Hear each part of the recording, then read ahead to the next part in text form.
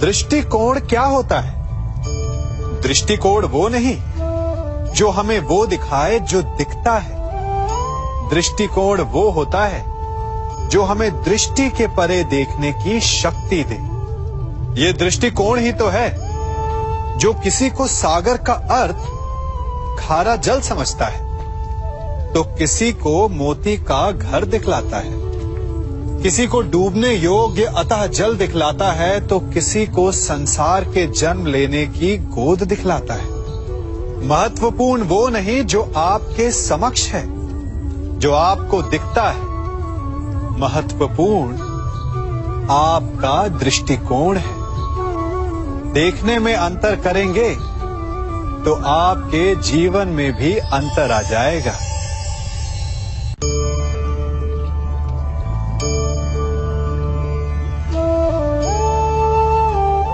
क्या लगता है आपको कि मैं क्या कर रहा हूं?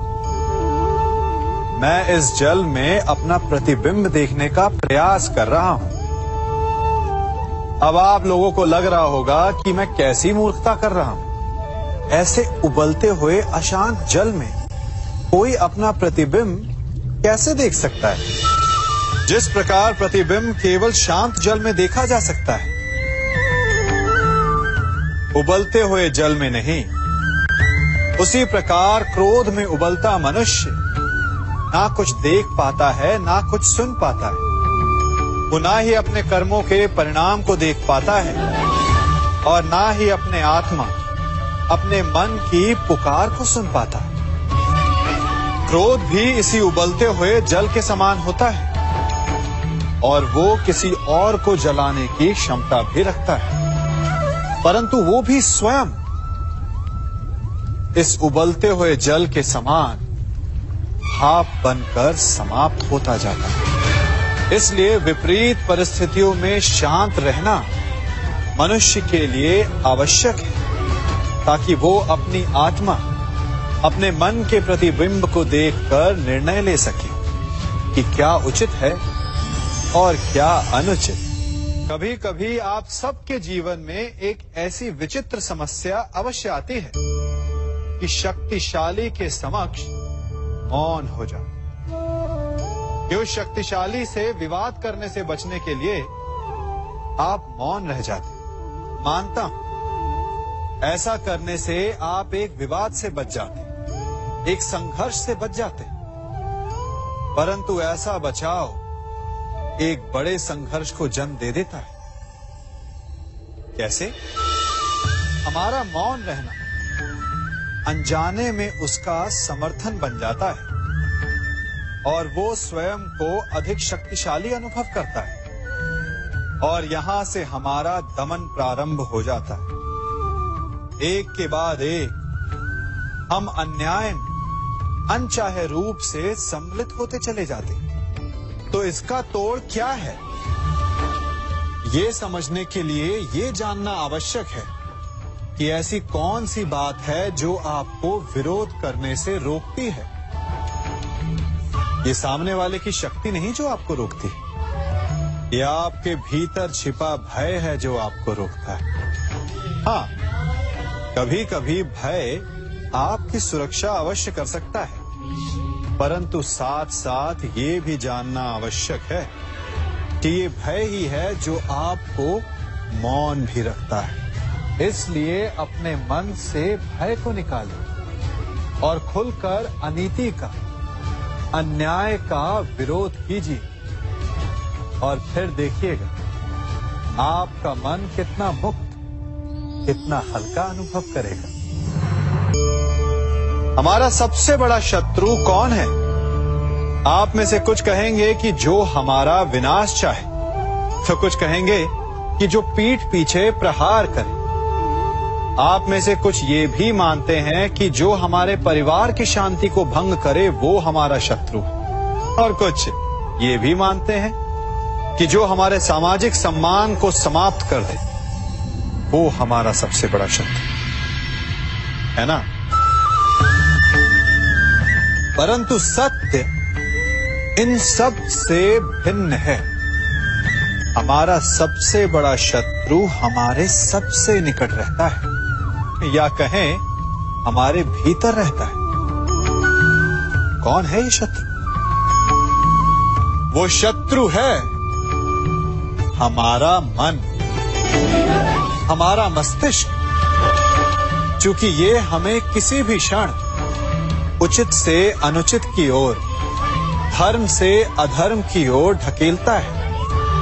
ये एक क्षण में हमारा परिवार तोड़ सकता है, हमारी प्रतिष्ठा भंग कर सकता है। इसलिए यदि सफल होना, श्रेष्ठ होना है, तो अपने मन पर नियंत्रण रखना सीखिए।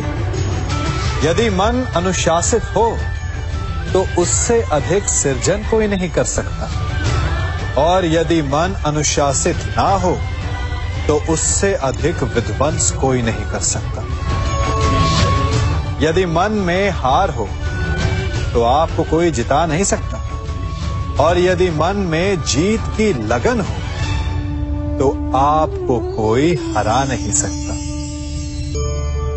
ये सत्य है कि एक दिन सबको मरना है, परंतु ये सत्य जानते हुए भी सबको अमर रहना, सदा जीवित रहना।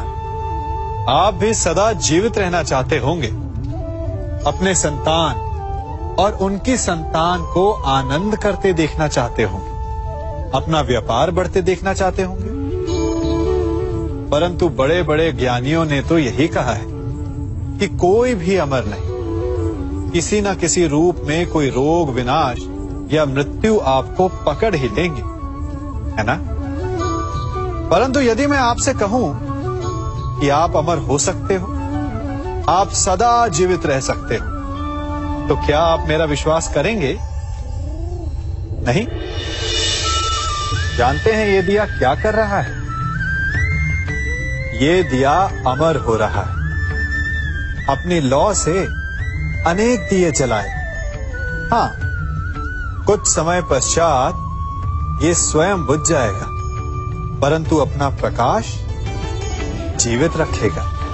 और यही सीधा सा रहस्य है अमर होने का, क्योंकि दीपक का अस्तित्व उसके प्रकाश से है। प्रकाश नहीं तो दीपक समा, और यदि प्रकाश जीवित रहेगा तो दीपक का लक्ष्य पूर्ण हो जाएगा।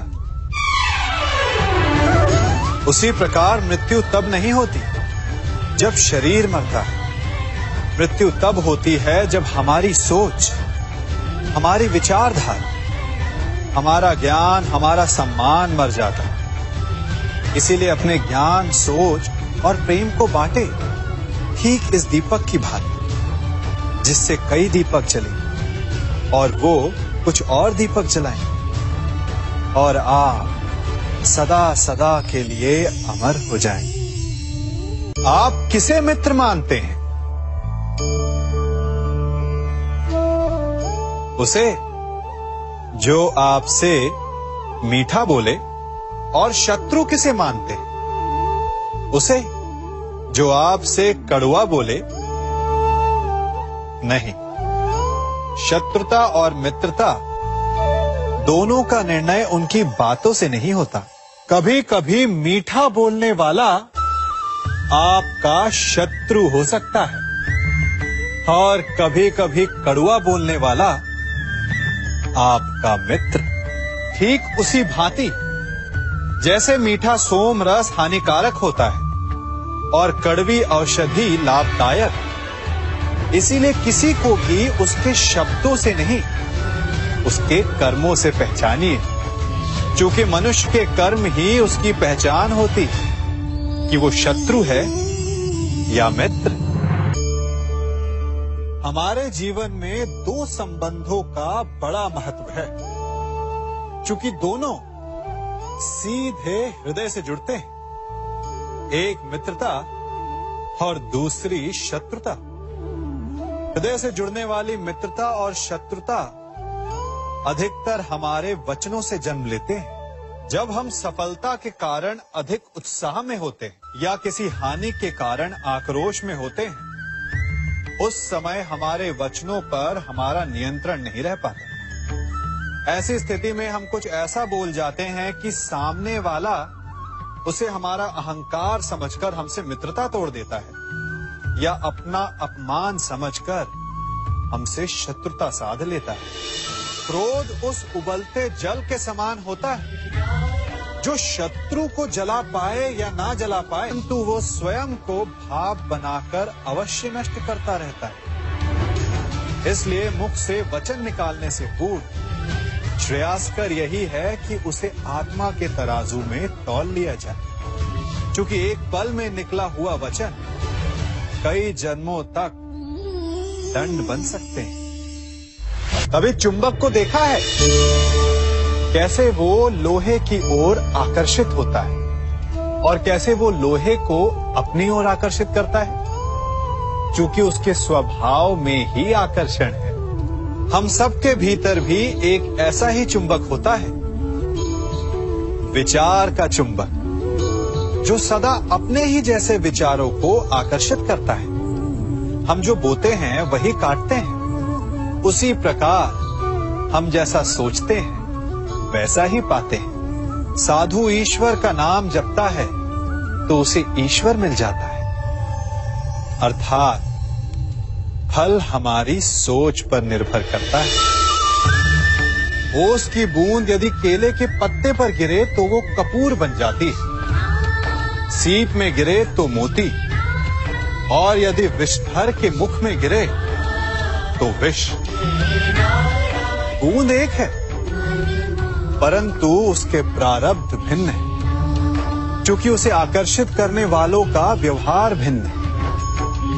इसलिए यह आप पर निर्भर करता है कि आपको भविष्य में विष चाहिए या अमृत। स्मरण रखें, हम वही बन जाते हैं जैसा हम सोचते हैं, जैसा विश्वास रखते हैं। यह आपका विश्वास ही है जो ये निर्धारित करेगा कि आपको विष मिलेगा या अमृत। इसलिए अपनी सोच को सुदृढ़ रखिए, सकारात्मक रखिए, और फल भी सकारात्मक ही आएगा। जब से ये सृष्टि बनी है, नदी की धारा और चट्टान के मध्य सदा संघर्ष रहा है, परंतु हर बार चट्टान की कठोरता को हारना पड़ता है और नदी की धारा कोमल होते हुए भी कठोर चट्टान को काट देती है।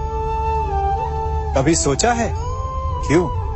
चट्टान इतनी कठोर और जल इतना कोमल, चट्टान इतनी दृढ़ और जल इतना लचीला, फिर भी सदा जल कठोर चट्टानों के मध्य से अपना मार्ग बना ही लेती है। कारण केवल एक है और वो है लगातार चलने की क्षमता। जल बढ़ता रहता है, चट्टान अडिग रहती है। इसी कारण जल चट्टान को काटकर मार्ग बना लेता है। इसलिए लगातार चलते रहिए, रुकिए मत, क्योंकि चट्टान जैसी हर समस्या को आप भी जल की तरह काट सकते हैं। इस फल को देख रहे हैं आप? अभी अभी अपनी डाल से अलग हुआ है। बड़ा दुख होता है ना जब आप अपने उद्गम से अलग होते हैं, परंतु ये दूरी भी आवश्यक है। अब इस फल को ही ले लीजिए। अपने जीवनदाता वृक्ष से अलग होकर ये ना केवल किसी की भूख शांत करेगा, अपितु इसके भीतर के बीज से एक नए वृक्ष का सृजन भी होगा और कई फल जन्मेंगे।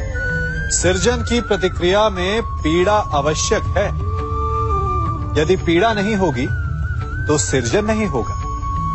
पीड़ा अपने उद्गम से दूर होने, पीड़ा अपनों से दूर होने। इस फल की भांति हम मनुष्यों को भी अपने उद्गम से, अपने सगे संबंधियों से अलग होना पड़ता है। और यही अलगाव एक नए सृजन को, एक नई सृष्टि को, एक नए विकास को जन्म देता है। इसलिए ऐसे अलगाव से दुखी मत होइए, उसका स्वागत कीजिए, क्योंकि ये विकास की नींव है। अपराध वो भावना है जिसके कारण संसार में सदा दुख ही व्याप्त रहता है। हम सब अपराधियों से घृणा करते हैं, उन्हें कोसते हैं, परंतु क्या कभी विचार किया है कि कोई भी जन्म से अपराधी नहीं होता? तो ऐसा क्या कारण है कि कोई इतना बुरा बन जाता है कि वो बुराई की सीमाएं ही पार कर जाए? कारण है कामना। यदि कामना पर नियंत्रण ना रखा जाए, यदि कामना को पूर्ण करने के लिए परिश्रम ना किया जाए, तो वो तृष्णा में बदल जाती है, और तृष्णा लालच में, और लालच छल में, और छल करते ही मनुष्य अपराध की ओर अपने पग बढ़ा देता है। इसलिए ये अत्यंत आवश्यक है कि मन की कामनाओं पर नियंत्रण रहे। यदि मन पर नियंत्रण रहेगा तो अपराध पर स्वयं ही नियंत्रण हो जाएगा। हम सबका मन करता है कि हम जीवन में ऐसे शिखर पर पहुंचे जहां हमसे ऊपर कोई ना हो, जहां हमें कुछ करने की आवश्यकता ना पड़े, है ना?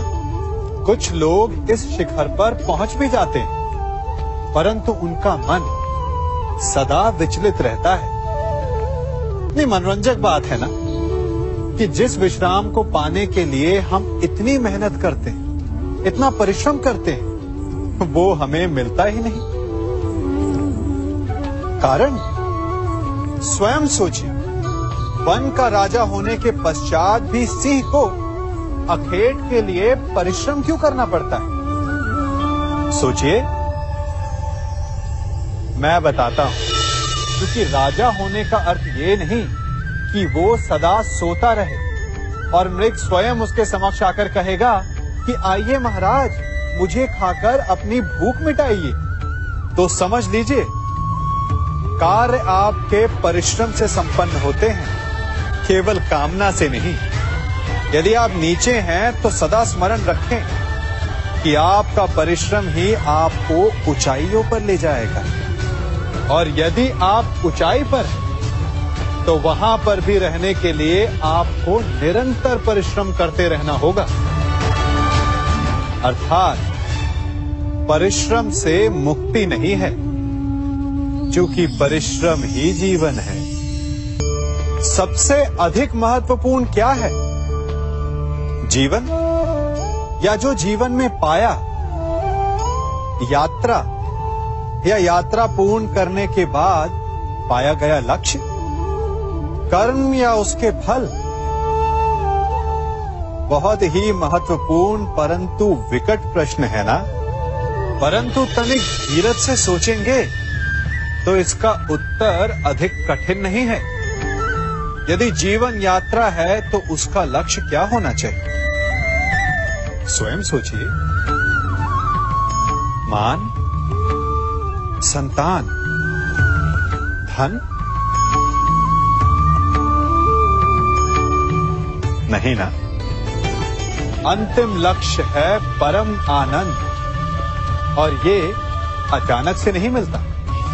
इसे पाने का केवल एक ही उपाय, और वही आपका कर्म, वही आपकी यात्रा भी, और वही आपका प्रारब्ध भी है। और आपको कौन बताता है कि आपके लिए सही क्या है? वो है आपका मन, जो मस्तिष्क की भांति हानि और लाभ नहीं सोचता, जो आपको ये बताता है कि शुभ किसमें, संसार का कल्याण किसमें, आनंद किसमें। यदि आपका मन संयमित है तो वो आपका सबसे महत्वपूर्ण मार्गदर्शक है, जो आपकी यात्रा, आपका लक्ष्य, आपके कर्म और उसके फलों को सबको शुभ बना सकता है।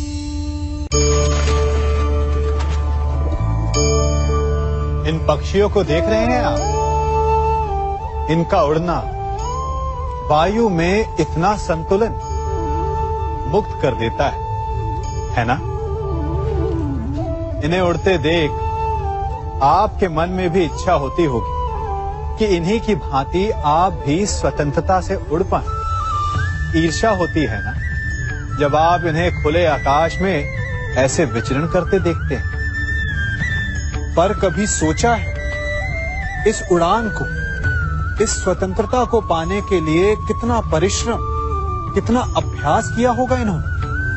आकाश में उड़ने से पूर्व धरती पर कितना गहन परिश्रम किया होगा इन्होंने। इनके माता पिता ने पहली बार जब इन्हें पंख फड़फड़ाने को उकसाया होगा तो कितनी बार घिरे होंगे। पहली बार वायु में उड़ते समय कितना भय लगा होगा इन्हें। अपनी पहली उड़ान के पश्चात धरती पर उतरते समय गिरकर कितनी चोट खाई होगी।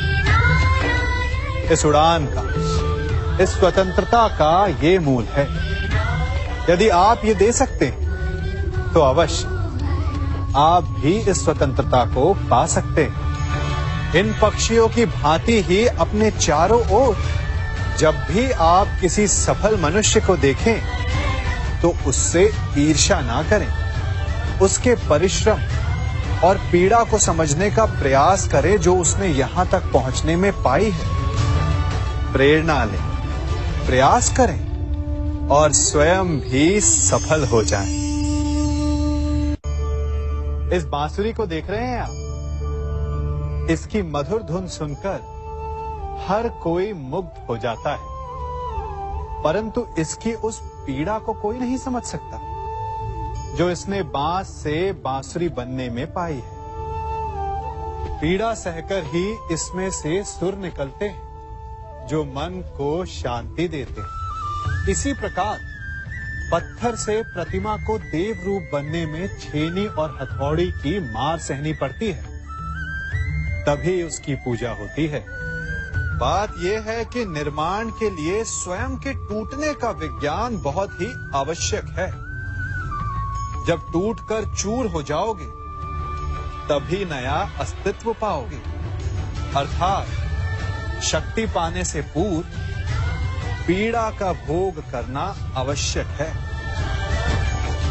यदि पीड़ा से भागोगे तो शक्ति नहीं पाओगे।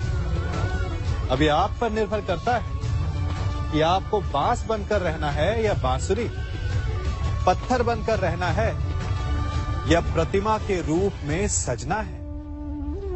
ये निर्णय आपका है। पिता होना बड़े आनंद का विषय है, और जितना बड़ा आनंद है उससे भी अधिक बड़ा उसका उत्तरदायित्व भी।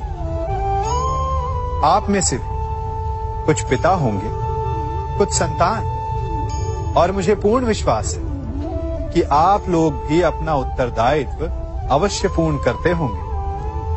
हर पिता अपनी संतान के सुख के लिए, उसके उज्जवल भविष्य के लिए रात दिन परिश्रम करता है, धन इकट्ठा करता है, सुविधाएं एकत्रित करता है। आप भी करते होंगे। हर पिता को यही लगता है कि उसने अपनी संतान को सब कुछ दे दिया, परंतु फिर भी संतान प्रसन्न नहीं रहती। यदि आपको विश्वास नहीं तो आप भी स्वयं अपनी ही संतान से पूछ लीजिए। उनको अवश्य कहीं ना कहीं कोई कमी अनुभव होती होगी, और इसका केवल एक ही कारण है, और वो है पिता की भूल। उसे लगता है कि उसने अपनी संतान को सब कुछ दे दिया, परंतु वास्तव में वो उसे सबसे अमूल्य विरासत दे ही नहीं पाता, और वो अमूल्य वस्तु है समय। अपनी संतान को समय दीजिए, उसे समझिए, उसे समझाइए, उसके साथ खेलिए, और जीवन के मैदान में उसे खेलना सिखाइए। उसे संस्कार दीजिए, उसे उसके मार्ग पर चलने दीजिए। मार्ग भटके तो उसे उचित मोड़ भी दिखाइए। विश्वास कीजिए, इससे अधिक कोई अमूल्य वस्तु आप अपनी संतान को नहीं दे सकते। युवा अवस्था भी हमारे जीवन का कितना सुंदर काल होता है ना। बाहू में बल, मन में कुछ बड़ा कर जाने की चाह, आंखों में भविष्य के सुंदर और कोमल सपने। और इसी अवस्था में मनुष्य के भीतर पनपता है प्रेम। किसी को देखकर उस पर मन मोहित हो जाता है और फिर मनुष्य अपना सब कुछ उस पर न्यौछावर कर देना चाहता है। फिर प्रेम की परिणति होती है विवाह में। क्यों? सबको अपने खट्टे मीठे संस्मरण स्मरण हुआ है ना। परंतु यहीं से अधिकतर माता पिता और संतान के मध्य विचारों का विरोध प्रारंभ हो जाता है। संतान को लगता है कि उसका चुना जीवन साथी ही उसके लिए उपयुक्त है और माता पिता को लगता है कि संतान अनजाने में भूल कर रही है। संतान का तर्क होता है कि उसे विवाह किससे करना है, ये उसका अधिकार है। और माता पिता का तर्क ये होता है कि अब भी जीवन साथी चुनने की समझ संतान में है ही नहीं। तो इस अवरोध को काटा कैसे जाए, उचित निर्णय कैसे लिया जाए? इसका एक ही मार्ग है, अपने उत्तरदायित्व का भान और अपनों से बड़ों के मापदंडों का भान। विवाह करने से पूर्व ये जान लेना आवश्यक है कि विवाह केवल अपने प्रेम को पाने का मार्ग नहीं है, अपितु विवाह से जीवन का एक नया द्वार भी खुलता है और हर नए जीवन के साथ नए उत्तरदायित्व भी होते हैं। और यदि इन उत्तरदायित्वों को समझकर निर्णय लिया जाए तो विश्वास कीजिए आपका दाम्पत्य जीवन आनंद से भरा रहेगा और आपको कभी ये पछतावा नहीं होगा कि आपने कोई अनुचित निर्णय लिया। कभी हमें लगता है कि हमारे अपने, हमारे हितैषी, हमारे माता पिता को हमारे मन की बात ही नहीं समझ आ रही, जैसे उन्हें हमारे हर कार्य में, हर निर्णय में खोट दिखाई दे रहा हो। और ऐसे में हम कर बैठते हैं विद्रोह। ऐसी अवस्था में हमें वही अच्छा लगने लगता है जो हमारी मन की बातों का समर्थन करे। हम उसे ही अपना हितैषी समझ लेते हैं। परंतु जो आपसे मीठी बातें कर रहा हो वो आपका हितैषी है, ये आवश्यक नहीं। कुछ विषैले फूल बड़े सुंदर दिखते हैं, कुछ विषैले फल असाधारण रूप से बड़े स्वादिष्ट होते हैं। और ये भी आवश्यक नहीं कि हमारे रोगों का निदान करने वाली औषधि सदा मीठी हो। इसलिए विष और औषधि में अंतर को परखने का प्रयास करें। हो सकता है जो आपके हित की बात कर रहा हो वो आपको संकट के गर्त में ले जा रहा हो।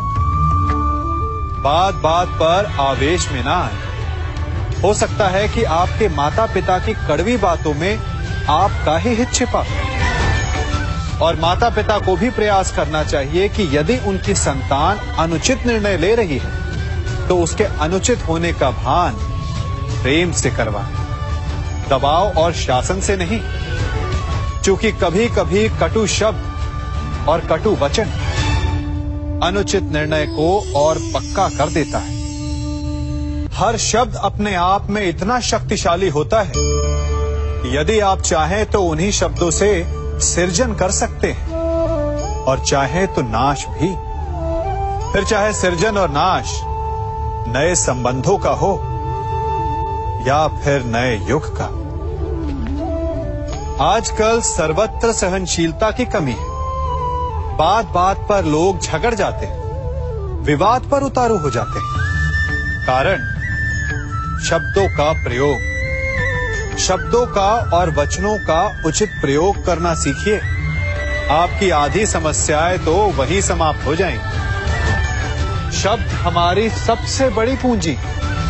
उनका सोच समझकर भली प्रकार उपयोग करना ही श्रेयस्कर।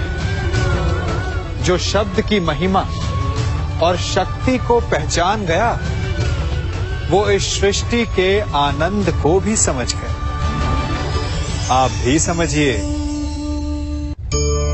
हम सब जीव हैं, अर्थात जीवन जी रहे हैं और जीवन जीते समय उसके पश्चात की कल्पना भी करते हैं कि मृत्यु के पश्चात हमें स्वर्ग मिलेगा, नर्क, अप्सराओं का नृत्य देखने को मिलेगा या यमदूत हमें दंड दे रहे होंगे। परंतु एक प्रश्न सामने आता है, कभी ऐसा हो सकता है कि मृत्यु किसी और की हो और स्वर्ग हमें मिल जाए? नहीं, हमें स्वर्ग और नर्क हमारी ही मृत्यु के पश्चात मिलेगा। अर्थात यदि फल पाना है तो कर्म स्वयं को ही करना होता है। केवल सोचने से कुछ नहीं होता, स्वप्न देखने से कुछ नहीं होता। उसे पूर्ण करने के लिए स्वयं ही परिश्रम करना होता है। तो उठो, जागो और लक्ष्य की प्राप्ति तक संघर्ष करो, क्योंकि यही एक मार्ग है स्वयं को संतुष्ट करने का, स्वयं को आगे बढ़ाने का। इस अग्नि को देख रहे हैं, क्या क्या कर सकती है ये अग्नि? प्रकाश दे सकती है, भोजन पका सकती है और चाहे तो हमें जलाकर भस्म भी कर सकती है। ये जल हमारी प्यास बुझा सकता है या हमें डुबोकर मार भी सकता है। तो क्या ये इच्छा इस जल की है कि ये हमारी प्यास बुझाएगा या हमें डुबाकर मार देगा? या ये इच्छा इस अग्नि की है जो हमें प्रकाश देगी, जो हमें भोजन देगी या हमें जलाकर भस्म कर देगी? नहीं, जल का गुण है बहना, अग्नि का गुण है जलना। अब ये हमारी इच्छा पर निर्भर करता है कि हम इसका प्रयोग कैसे करते हैं। इसी जल और अग्नि की भांति ही संसार की हर वस्तु, संसार के लोग भी होते हैं और ये हम पर निर्भर करता है कि हम उनमें से किसे मित्र बनाते हैं और किन्हें शत्रु। शक्ति है पर निर्भर हम पर करता है कि उसे हम अपना उत्तरदायित्व बनाते हैं या अहंकार। धन है परंतु निर्भर हम पर करता है कि उसे विकास के मार्ग पर लगाते हैं या व्यसन के मार्ग पर। ईश्वर ने आपको केवल जीवन दिया है, परंतु ये आप पर निर्भर करता है कि आप उसे आदर्श जीवन बनाना चाहते हैं या अभिशापित। अपने परिणामों का उत्तरदायी हमारे चयन होते हैं। इसलिए आवश्यक है कि अपने चयन को, अपनी भावनाओं को उचित रखें।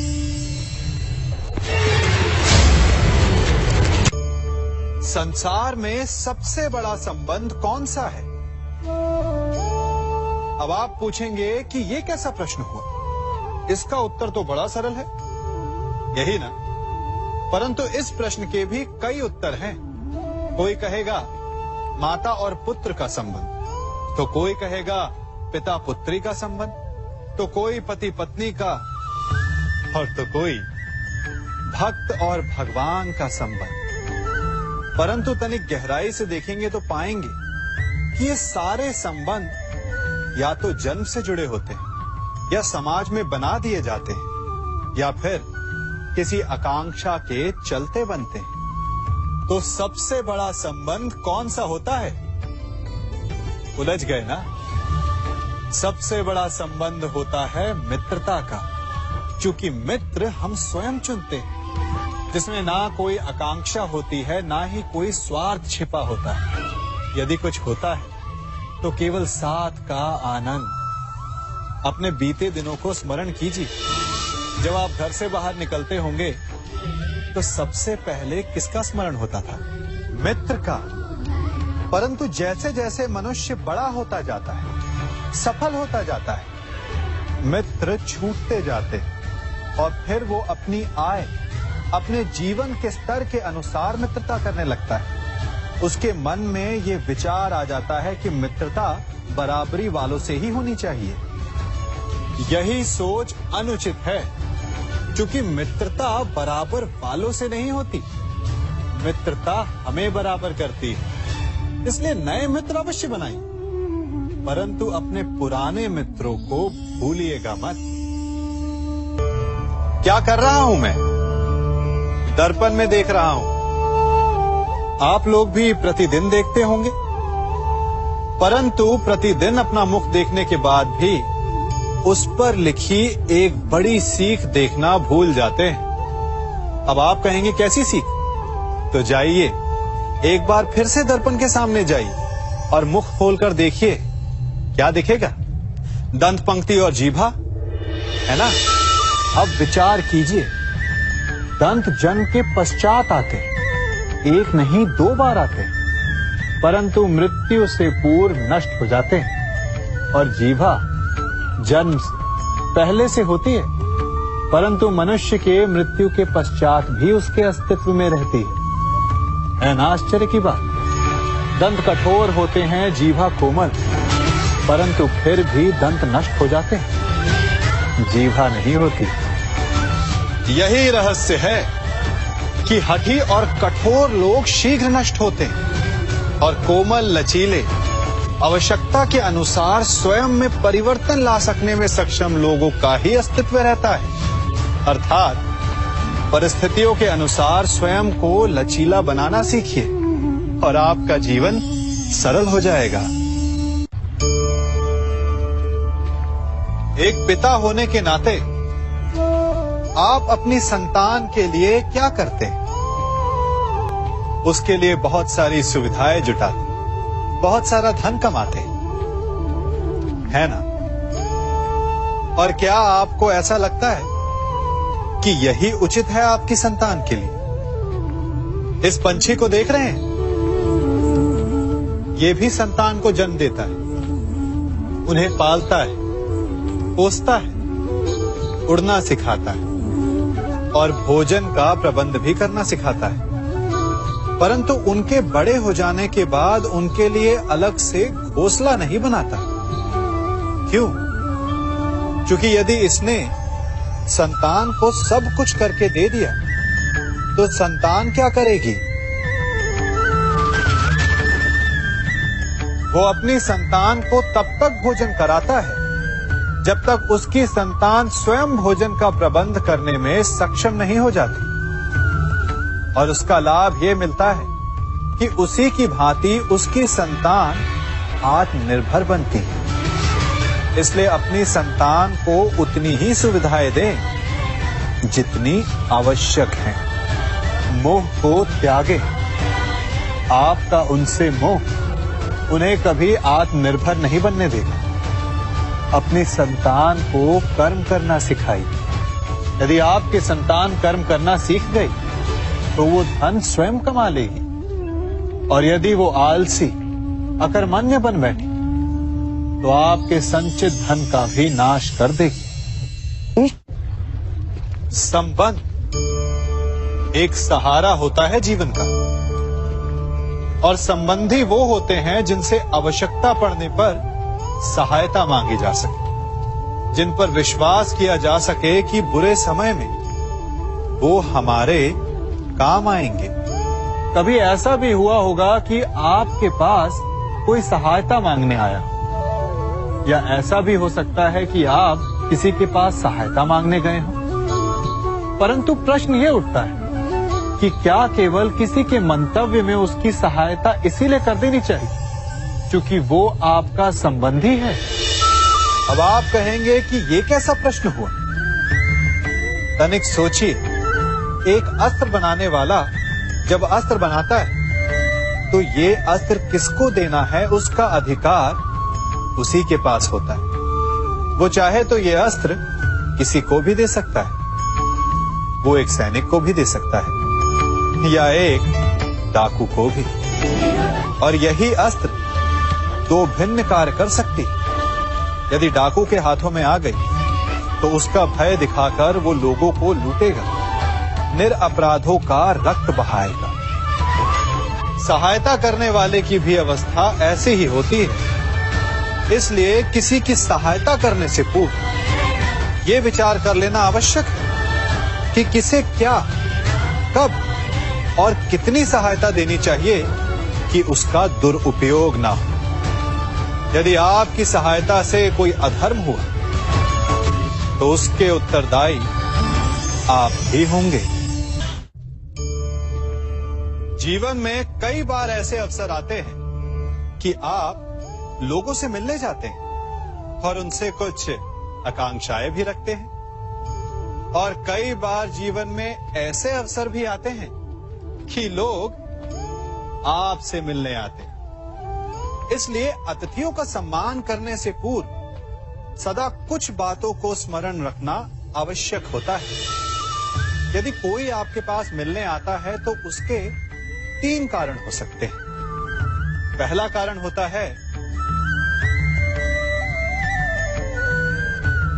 भाव, दूसरा अभाव और तीसरा प्रभाव।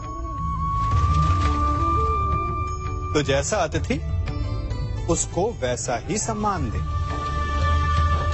यदि आपके पास कोई भाव से आए तो उसे केवल आपका प्रेम चाहिए, आपका सानिध्य चाहिए, और यदि कोई अभाव में आया तो उसकी उतनी सहायता अवश्य करें जितना आप करने में सक्षम हो, परंतु इतनी अधिक भी ना करें कि वो उस सहायता का दुरुपयोग कर बैठे। और यदि कोई प्रभाव में आया तो स्वयं पर अभिमान ना करें, क्योंकि कभी ना कभी जीवन में आप भी भाव, अभाव और प्रभाव के चक्रव्यूह में फंस सकते हैं।